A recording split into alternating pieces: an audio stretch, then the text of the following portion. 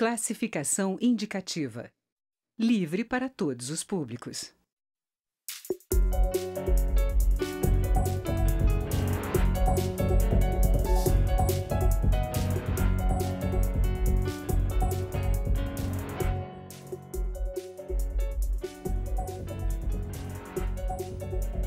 Olá! As mulheres serão as mais atingidas pela reforma da Previdência, segundo estudo do DIEESE, Departamento Intersindical de Estatísticas e Estudos Econômicos. Pela proposta do governo, será preciso 20 anos de contribuição para se aposentar, além da idade mínima de 62 anos para as trabalhadoras urbanas e 60 anos para as rurais. As mudanças nas regras para pensionistas e para professores também tem impacto maior para as mulheres, que são a maioria nesses grupos. Nós vamos conversar sobre o tema com duas deputadas, Bia Kicis, do PSL do Distrito Federal, e Sâmia Bonfim, do PSOL de São Paulo. Eu sou Daniela André e este é o Câmara Debate, programa da rádio e da TV Câmara. Deputadas, bem-vindas ao Câmara Debate. Muito obrigada pelo convite e a possibilidade de debater. Obrigada também, Daniela, Sâmia. Vamos fazer aqui um bom debate. Deputada Bia, a senhora que é da base do governo. O presidente Jair Bolsonaro chegou a falar há um tempo atrás que poderia pensar em alguma coisa em relação à idade mínima das mulheres. A senhora acha que esse ponto é possível de ser negociado ainda? Olha, o presidente, a princípio, ele era favorável a colocar idade de 60 anos para as mulheres, 65 para os homens. Mas a equipe econômica chegou à conclusão que o viável seria os 62 para mulheres. Isso causa um impacto muito grande. Voltar aos 60 causaria um impacto muito grande, um impacto fiscal muito grande, né? E na verdade, o que a gente observa é que as mulheres mais pobres, elas já se aposentam com 61 anos e meio. Então, na verdade, o que está sendo cobrado a mais, meio ano, né? 6 meses. Sim. Deputada Sâmia, e a oposição pretende tratar que pontos desses que atingem aí as mulheres? Que a senhora, é possível negociar alguma coisa, tentar chegar a um acordo aí com o governo? Olha, nós pretendemos promover alguns debates com as deputadas mulheres aqui da Câmara para tentar sensibilizar sobre o fato da reforma impactar mais as mulheres brasileiras. Ainda sob esse aspecto colocado pela deputada Bia, de que as mulheres hoje se aposentam com cerca de 61 anos, o fato é que além da idade mínima de 62, também tem o tempo de contribuição, de no mínimo 20 anos. E hoje as mulheres que conseguem se aposentar com a idade mínima de 60 contribuem cerca de 16 anos. Ou seja, elas teriam que contribuir por mais 4 anos no mínimo para poder conseguir se aposentar. Tendo em vista que boa parte das mulheres elas não conseguem ter uma permanência estável no mercado de trabalho, ou seja, nós temos maior rotatividade comparativamente aos homens, não se tratam somente de 4 anos a mais de trabalho, mas porventura muito mais, tendo em vista que é o tempo que ela consegue ficar no mercado formal de trabalho e consegue contribuir para o INSS. Para as trabalhadoras rurais é ainda pior, porque hoje elas bastam comprovar que trabalharam por 15 anos. Além de aumentar o tempo para 20, elas precisam contribuir por 20 anos. Para aquelas que trabalham debaixo de sol, sob uma vida de muito desgaste, também é muito, muito cruel. Sem contar para as professoras, que você também mencionou, que vão precisar ficar por muitos anos em sala de aula, tendo em vista as péssimas condições de trabalho, as dificuldades, também é um impacto gigantesco. A deputada acrescentou aí outros pontos que estão aí com impacto no caso das mulheres. Deputada, a senhora acha que é possível o governo entrar nessa discussão aí com as deputadas, falando do grupo específico das mulheres e rever quais desses pontos a senhora acha que existe margem para negociação? Olha, na verdade, a gente vive hoje num mundo em que as mulheres pleiteiam tanto, buscam tanto a igualdade, né? Igualdade disso, igualdade daquilo, igualdade de condições. E o que eu observo, principalmente nos jovens que estão entrando no mercado de trabalho, é que as mulheres elas não estão tão preocupadas em casar cedo, ter filhos cedo. As mulheres estão inseridas no mercado de trabalho, elas querem ter uma formação bacana, fazer mestrado, doutorado e depois pensar, né, talvez em formar família, em ter filhos. Então, eu acho assim que quando a gente fala de igualdade, a gente tem que encarar de uma forma mais ampla. Ou a gente quer igualdade ou a gente não quer. Tanto que a equipe econômica queria colocar 65 anos para ambos, homens e mulheres, mas foi uma demanda do presidente sensível às mulheres, que fez com que já houvesse essa redução. Então, eu acho que fica um pouco complicado no mundo de hoje a gente querer dar tanta proteção à mulher num caso como esse, do mercado de trabalho, em que as mulheres têm condições, sim, de trabalhar hoje em dia tanto quanto os homens. Deputada Sâmia, é contraditório essa busca pela igualdade no mercado de trabalho, como a deputada falou, as mulheres hoje têm mais tempo para se dedicar ao trabalho e essa de busca de diferença na hora de se aposentar? De forma nenhuma. De fato, as mulheres conquistaram mais espaço no mercado de trabalho, estão buscando maior qualificação, inclusive o planejamento familiar e reprodutivo também é relacionado a isso. Eu, por exemplo, tenho 29 anos, ainda não tenho filhos, pretendo não ter tão cedo e eu sei que essa é a realidade de muitas mulheres jovens que recém ingressaram no mercado de trabalho. Mas não é disso que se trata quando a gente debate que tem que ter condições diferentes de aposentadoria. Porque o mercado de trabalho, ainda hoje, ainda apesar dos avanços e conquistas, acolhe as mulheres de uma maneira diferente dos homens. Hoje, por exemplo, metade das mulheres que saem do trabalho em função da licença maternidade, elas não retornam, porque ou são demitidas ou se veem obrigadas a deixar o seu posto de trabalho, porque se ela não cuidar dos seus filhos, infelizmente ninguém vai fazer isso, porque as tarefas ainda não são plenamente compartilhadas ou porque faltam vagas nas creches e escolas. Então, tendo em vista que isso faz com que as mulheres tenham maior rotatividade no mercado de trabalho, ou seja, menos tempo de contribuição formal, porque assim o mercado impõe, as mulheres elas precisam ter um tempo de contribuição menor e também uma idade mínima menor. Propor que seja essa diferença para homens e mulheres não se trata de afirmar as desigualdades, mas, na verdade, combatê-las e tentar buscar uma igualdade maior para homens e mulheres. Deputada Bia, o que a senhora acha?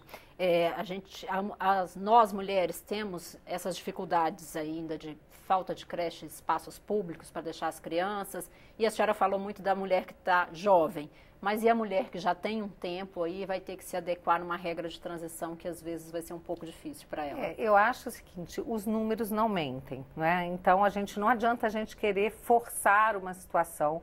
Hoje a gente tem um sistema nosso de previdência que é caótico e que, como diz o ministro Paulo Guedes, ele sempre faz questão de enfatizar, nós estamos à beira do caos e o fato é que não vai haver dinheiro para pagar as aposentadorias. Nós temos um sistema onde o jovem trabalha para pagar a aposentadoria dos mais velhos. E o que acontece? Houve toda uma mudança demográfica, a gente sabe que hoje nós temos menos jovens, a população está envelhecendo, as pessoas estão vivendo mais, o que é fantástico. Não é? Mas a aposentadoria, ela não vai resolver todos os problemas. Existem uma série de medidas que terão que ser adotadas e cada coisa tem que ser tratada de acordo com a possibilidade. Então, quando a gente fala de condição de trabalho, a gente não está falando de previdência. Previdência é para dar para a pessoa que chegou na terceira idade um conforto para que ela possa viver bem os últimos anos de vida. É disso que se trata previdência.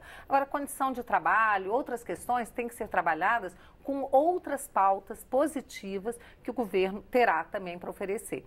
Então, por exemplo, hoje a gente gasta com previdência mais de metade do orçamento público. Se gasta com previdência muito mais do que se gasta com saúde, com educação, e essas coisas vão interferir diretamente na qualidade de vida das mulheres, inclusive. Então, é preciso ter hospital, é preciso ter creche, é preciso ter escola para os filhos, e isso tudo, para que possa haver, é preciso mexer na Previdência agora. Então, eu acredito que a proposta do governo, ela é muito salutar, eu apoio. E, claro, haverá alguns ajustes, porque essa casa é a casa do diálogo, é a casa em que a gente escuta a população para fazer o melhor. Agora, o melhor, eu não tenho dúvida, é entregar uma reforma robusta para que o país tenha solução. Deputada Sâmia, dentro do que a deputada falou, a aposentadoria não é um momento errado de se corrigir essas diferenças? Isso não tem que ser feito com essas outras iniciativas antes da mulher chegar na idade de aposentadoria? Pois é, eu acredito que a reforma da Previdência proposta pelo governo Bolsonaro, na verdade, atinge os mais pobres, especialmente as mulheres, e ao invés de melhorar a situação econômica do país para poder investir em saúde, educação, hospitais, creches, etc., ela piora a situação econômica. tendo em vista que ela piora o poder de compra de boa parte da população, porque ela reduz benefícios e dificulta o acesso a esses benefícios também. Hoje, por exemplo, o cálculo para ter direito a um benefício elimina os 20% dos salários mais baixos. Com a proposta do presidente, tem que ser 100%, ou seja, no início da sua vida no mercado de trabalho, que o trabalhador ganha menos, isso vai contar para ter o direito à aposentadoria. Então, eu acredito que a gente poderia ter outros tipos de atitude para poder solucionar o problema fiscal no Brasil, que de fato existe e não é exclusivo da Previdência. É toda uma lógica econômica de crise que o Brasil entrou, principalmente a partir de 2015, que não se solucionou até então. Na verdade, ela tem se aprofundado, tendo em vista as escolhas políticas e econômicas que foram sendo tomadas, principalmente a lógica do ajuste fiscal. E a reforma da Previdência alimenta a lógica do ajuste fiscal. Então, tem menos investimento por parte do Estado e também retirar direito e renda dos trabalhadores. Isso, ao invés de melhorar a situação econômica do país, só tem feito piorar. Eu me lembro quando propuseram a reforma trabalhista, disseram que com isso teria a geração de cerca de 6 milhões de empregos. Hoje nós estamos batendo um novo recorde de desemprego no país, cerca de 14 milhões de desempregados, 5 milhões de desalentados, ou seja, a situação só tem piorado a partir do momento em que a gente aposta na política de ajuste fiscal. Deputados, a gente vai fazer um breve intervalo. Câmara Debate fala hoje sobre reforma da Previdência. Nós estamos ouvindo as deputadas Bia Kicis, do PSL do Distrito Federal, e Sâmia Bonfim, do PSOL de São Paulo. Continue conosco.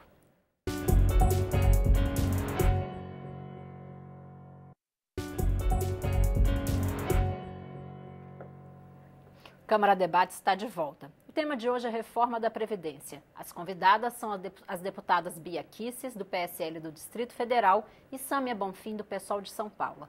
Deputada Bia Kicis, falando um pouco de renda aí, porque a deputada Sâmia Bonfim citou, a redução no pagamento do BPC e novas regras para a aposentadoria rural são apontadas por prefeitos, principalmente da região Nordeste, como um risco para a economia desses locais que depende desses benefícios para gerar economia. Esses dois pontos, já há mais avanço nas negociações, eles vão ser mantidos? Olha, em primeiro lugar, eu quero dizer que o maior risco para a economia é não haver dinheiro para sequer pagar as aposentadorias. E nós estamos perto disso. Outros países passaram por isso, não quiseram cortar na carne quando precisava. Isso aconteceu em Portugal, isso aconteceu na Grécia.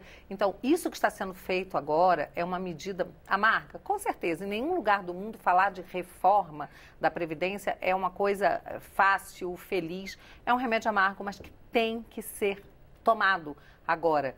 Não tem outra saída. Com relação à BPC, eu quero dizer o seguinte, eu me aprofundei para entender o que era isso e cheguei à conclusão de que isso não tem nenhum impacto fiscal. É preciso dizer que para o governo, o BPC não traz impacto fiscal. O que ele traz é uma solução para aquelas pessoas que estão num grau de miserabilidade e que vão receber uma assistência do Estado. Então, assim, assistencialismo, tem que entender que BPC não é previdência, é assistencialismo. Então, o que acontece? Hoje, eles recebem já aos 65 anos. O que o governo fez foram as contas para poder começar a pagar aos 60 para quem não recebe nada. Mas tem uma boa saída para isso. Sabe qual é, Daniela? Transformar em opcional. Optativo, facultativo. Então, a pessoa vai escolher se ela quer começar a receber aos 60, quem não recebe nada, pode começar a receber aos 60, ou então recebe uma Bolsa Família de R$180, vai passar a receber 600 antecipadamente. Ela vai antecipar por 5 anos esse recebimento. Ou então, se ela preferir esperar os 65 e receber os 65. Então, não tem drama com relação ao BPC. É só ele se tornar facultativo, porque nós defendemos a liberdade e a liberdade de escolha. Deixa o povo escolher o que quer. Já existe um acordo para esse ponto específico, tornar essa decisão facultativa? Olha, eu não sei se já existe acordo, mas existe essa proposta e eu acho que ela é muito bem-vinda. Porque quem não gostar, está falando mal do o BPC, que absurdo está reduzindo, ao invés de verificar que ele está antecipando um benefício assistencialista, é só deixar do jeito que está, deixar o povo escolher o que quer. Que mal pode haver nisso? Deputada Sâmia, pode ser uma saída da alternativa para a pessoa que deseja antecipar o benefício e aqueles que decidirem continuar na regra atual, de 65 anos? Olha, nós defendemos a manutenção do BPC da forma como está hoje, em função de um aspecto, que é a expectativa de sobrevida daqueles que hoje utilizam esse benefício. É de cerca de 7 anos, ou seja, a partir dos 65 elas vivem mais ou menos até os 72 anos de idade. Se essa idade do acesso ao BPC for estendida para 70, significa que essas pessoas vão ter direito a usufruir de algum benefício depois de uma vida de tanto sofrimento, porque aqui nós estamos falando de pessoas em situação de miséria, ela vai poder usufruir somente por 2 anos. Por isso, eu não acho justo a mudança de regra em nenhum aspecto, porque a lógica da Seguridade Social é justamente do acolhimento das pessoas no momento que elas mais precisam. Submeter essas pessoas a um trabalho intenso, sem direitos por tanto tempo, e o Estado se abster do seu papel de acolhê-las no momento mais importante, é muito cruel. E isso de sugerir a possibilidade de escolha para as pessoas, concretamente para o trabalhador é escolher viver numa miséria extrema, porque são R$400, sinceramente ninguém consegue viver com R$400 na sociedade brasileira, ou com um salário mínimo a partir dos 65 anos, da forma como está colocado hoje. Agora, a deputada coloca a imposição da necessidade de ajuste de contas. Ela fala do temor de não se conseguir pagar nem esses benefícios depois de um determinado período. Como equilibrar, trazer esse equilíbrio das contas públicas e a necessidade de assistência, deputada Sâmia? Olha, nós propomos uma alternativa que tem a ver com a lógica da tributação no Brasil e não com mexer na Previdência, que é justamente um dos maiores sistemas de distribuição de renda do mundo, inclusive, que faz algum tipo de justiça social. A nossa reforma da Previdência, aliás, a nossa reforma tributária propõe taxar lucros, dividendos, que o Brasil é um dos únicos países do mundo que não tem essa prática, e também criar novas alíquotas no imposto de renda para aqueles que ganham altíssimos salários. E isso eu me refiro àqueles que ganham acima de 40 salários mínimos, 60 salários mínimos, que dá cerca de 750 mil pessoas no Brasil. Isso significa que a vida dessas pessoas, não vai piorar de maneira nenhuma, porque são pessoas que têm altíssima renda, e vai atingir um número muito menor de trabalhadores, que são aqueles que têm boas condições, do que a proposta apresentada pelo governo Bolsonaro, que atinge milhões de pessoas e justamente aquelas que mais precisam. A reforma do Paulo Guedes diz que vai economizar 1,2 trilhão, mais ou menos, de reais. Somente com essa medida de criar novas alíquotas do imposto de renda para os super ricos, a gente conseguiria ganhar 2 trilhões de reais. Eu acho que é uma opção política que o governo tem que fazer e a sociedade, de fazer com que aqueles que têm mais possam contribuir mais e aqueles que têm menos possam ser assistidos e amparados pelo Estado, inclusive por aqueles que ganham mais. Deputada Bia, essa pode ser uma alternativa se pensar em outras formas de aumentar a receita da Previdência para equilibrar as contas? A própria equipe econômica sinalizou aí essa questão da tributação de lucros e dividendos, do fim das isenções para alguns grupos. O senhor acha que isso pode ser enfrentado também por esse governo? Olha, primeira coisa, se fosse simples assim, vamos taxar os mais ricos, por que o PT não fez isso em tantos anos no poder? Não fez, porque não é viável, e óbvio que não é isso que vai corrigir os problemas. Então, esse é um discurso que é um discurso vazio, cheio de demagogia, não é? Então, é óbvio que isso não funciona, não é? Outra coisa, a reforma, a gente tem que pensar também que a reforma tributária, ela virá logo depois que passar a reforma da Previdência. E uma outra coisa que é também muito clara, né, que hoje a deputada Sâmia falou que a Previdência é um sistema de distribuição de renda. É sim, só que hoje no Brasil ele é o maior sistema de distribuição de renda do pobre para o rico. Hoje, as altas aposentadorias, as aposentadorias realmente daquelas pessoas que se aposentam cedo e com 20, 30 mil reais, elas são sustentadas pelos mais pobres. Então, não é um sistema justo. E o sistema que se propõe, que é o da poupança, tá? Então, vai ser autorizado por essa reforma e depois terá que ter uma lei estabelecendo quais serão as regras, é um sistema de uma poupança garantida. Eu fico tão feliz quando eu vejo isso, porque eu penso assim, nós vamos sair de um sistema em que as pessoas trabalham desde jovem para sustentar aquelas pessoas que se aposentam mais tarde e as pessoas não se acostumam a ter uma educação financeira.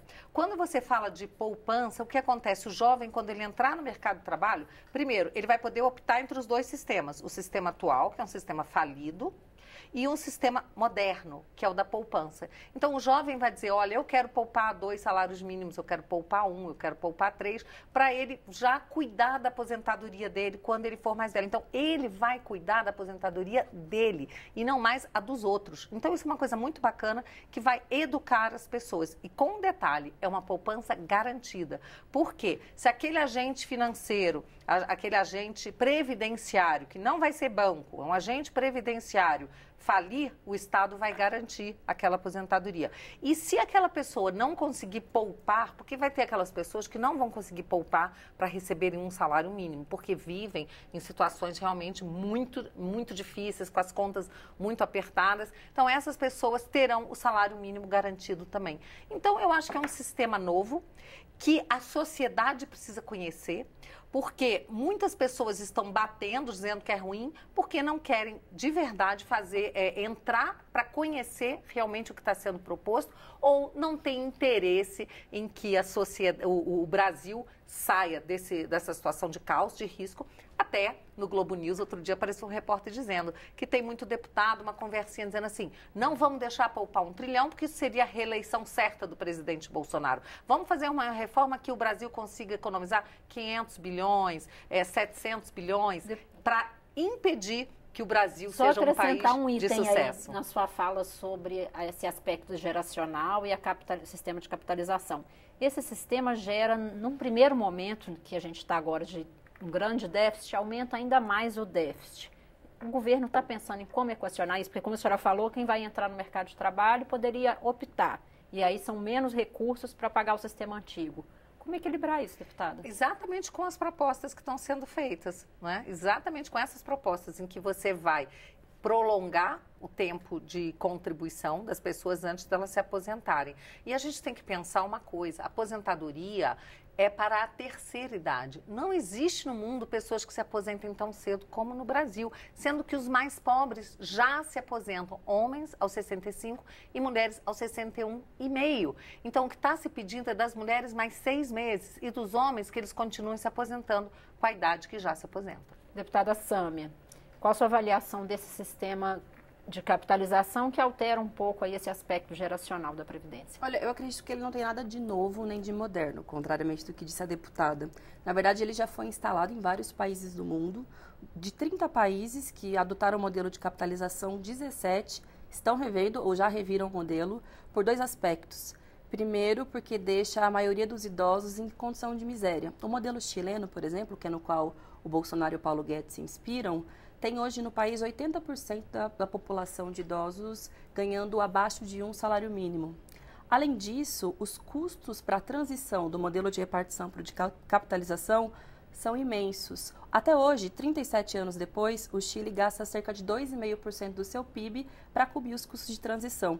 Essa é a média nos demais países do mundo, entre um PIB e um PIB meio. Significa que, se possível, R$1 trilhão de economia que o governo diz que vai fazer, prejudicando os mais pobres, vai ser facilmente suplantado pelos custos que a adoção do modelo de capitalização vai impor para o Brasil. Então, não acho que seja uma saída razoável, tendo em vista principalmente as condições de vida reais da população. É muito difícil você encontrar um trabalhador brasileiro hoje que consiga poupar mensalmente um dinheiro. Dizer para ele que ele vai precisar depender disso para conseguir se aposentar no futuro, ou no momento que ele ficar doente, que o seu marido falecer, para precisar utilizar pensão por morte, etc., é muito cruel. E a deputada também entrou num tema que eu acho que é relevante, que diz respeito àqueles que supostamente são privilegiados na sociedade e que abocanham uma parcela grande da Previdência. Esse setor são pouquíssimos dos trabalhadores brasileiros, que são geralmente ministros do STF, alto escalão dos militares, e um ou outro agente fiscal, etc.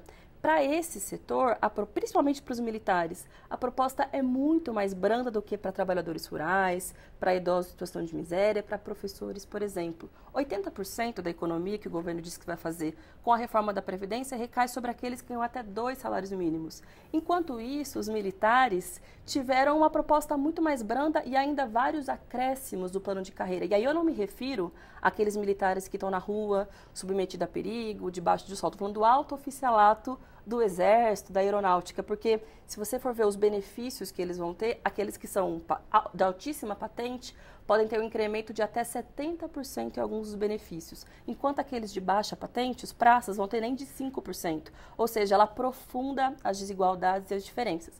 E vale lembrar, metade das pessoas que recebem hoje os benefícios do INSS ganham cerca de R$ 1.200, de longe não são privilegiados. Deputadas, infelizmente nosso tempo passou muito depressa. Eu peço que em 30 segundos as senhoras façam suas considerações finais e falem das suas expectativas aí para os próximos passos da Previdência. É preciso acabar com essa falácia, esse mantra de que a reforma vai ser prejudicial para os mais pobres. Os mais pobres são os que mais se beneficiam, inclusive com redução de alíquota. Então não há o menor perigo dessa reforma prejudicar os mais pobres. Ela ataca, assim, os privilegiados, que são os mais organizados, e é exatamente por isso que ela vai conseguir trazer tanta pressão para o Congresso, porque são essas corporações organizadas que conseguem trazer pressão. Se fosse para prejudicar só os mais pobres, não teria o menor perigo dela não passar, porque eles não conseguem fazer pressão aqui. Quanto aos militares, a reforma deles é a mais rigorosa que existe. Eles passam de 0% de contribuição